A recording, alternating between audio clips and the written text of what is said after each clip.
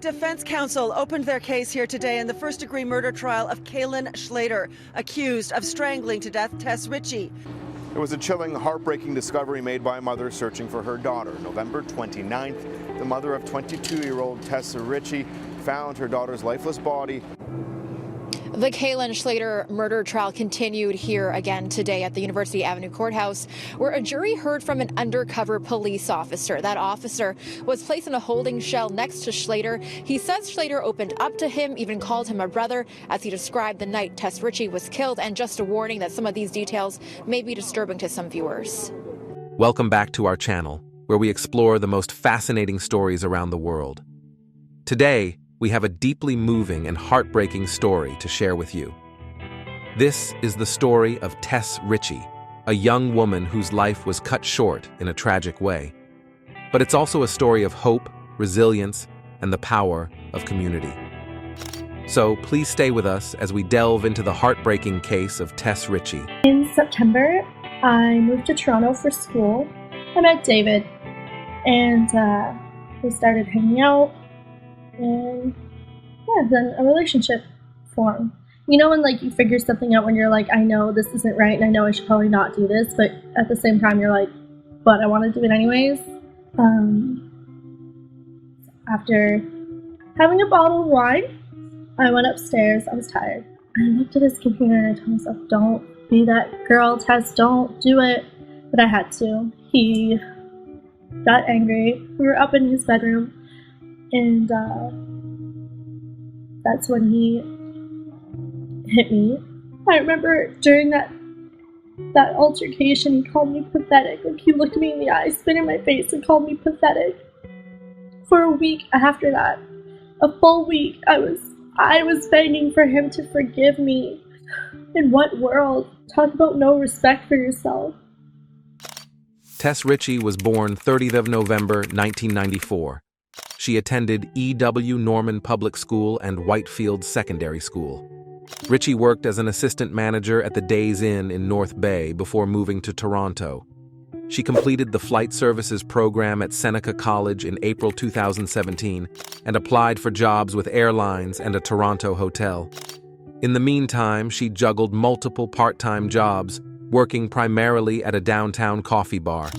With no job offers from the airlines or hotel, she began studying Italian and seeking an au pair position in Italy, still wishing to travel. She was a vibrant and promising young woman. She was 22 years old when her life took a tragic turn on November 25, 2017. Tess had a loving family, close friends, and dreams of a bright future ahead of her. Her disappearance and the events that followed sent shockwaves through her community. Richey spent the afternoon of Friday, 24th November 2017, at her sister Rachel's house in Midtown Toronto, sharing a meal, games, and conversation. Richey left the house around 11:30 p.m. and went to the nearby Church Street Strip for a night out with a high school friend from North Bay, who she had not seen in 2.5 years. They went to Cruz and Patangos, a drag bar on Church Street that was popular with students and young people. According to Richey's friend, they had consumed a large amount of alcohol before they left the bar, sometime after 1:30 a.m. They walked to Dundonald Street, 1 block north of Wellesley Street East, and stopped outside a house to talk with the woman who lived there and an unidentified man. Richey's friend received a text at 4 a.m. from her boyfriend, requesting that she return home and walked to the College Street streetcar. Rachel sent text messages to Richey the next morning, starting at 8:45 a.m., but did not hear back, and by evening realized that the messages had not been delivered. Rachel then started phoning hospitals and the police.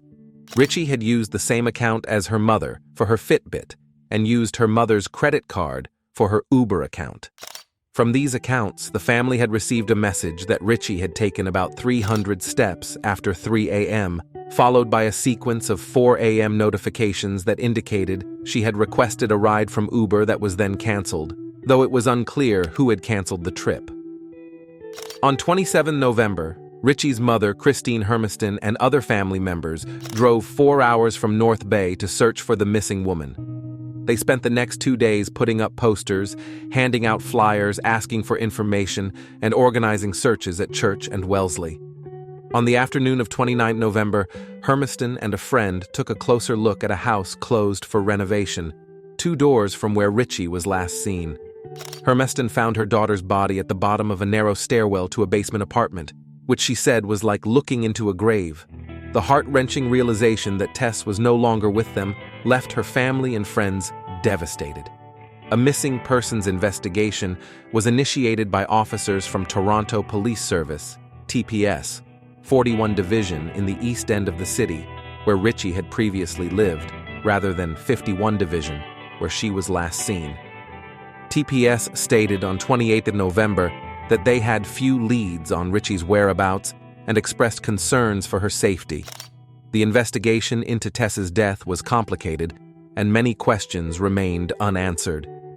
The initial cause of death was ruled as death by misadventure, which left Tess's family unsatisfied and the community in disbelief.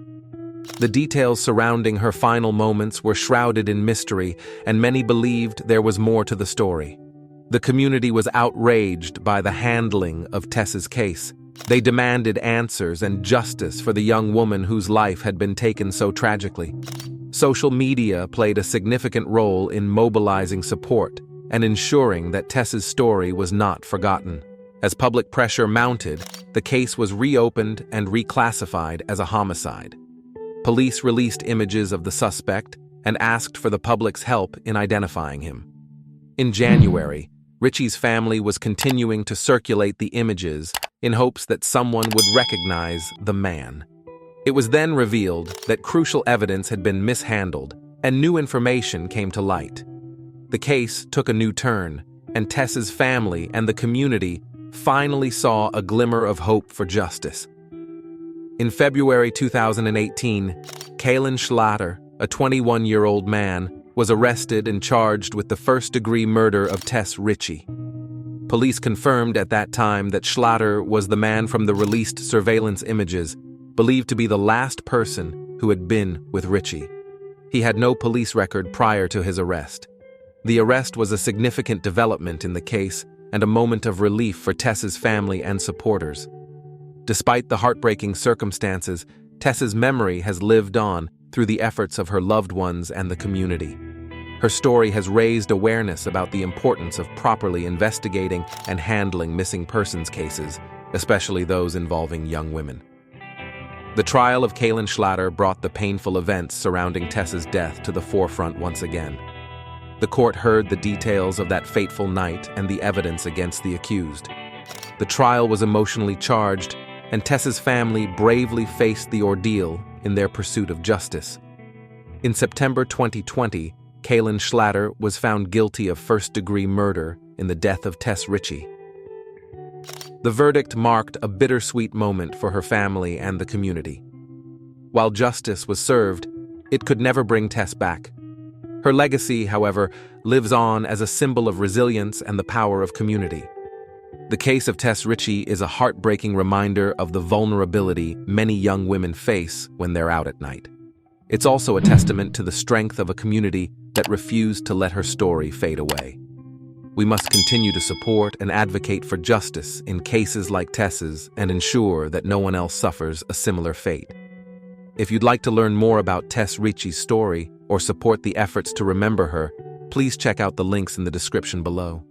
We hope that by sharing her story, we can raise awareness and continue to seek justice for Tess and others like her.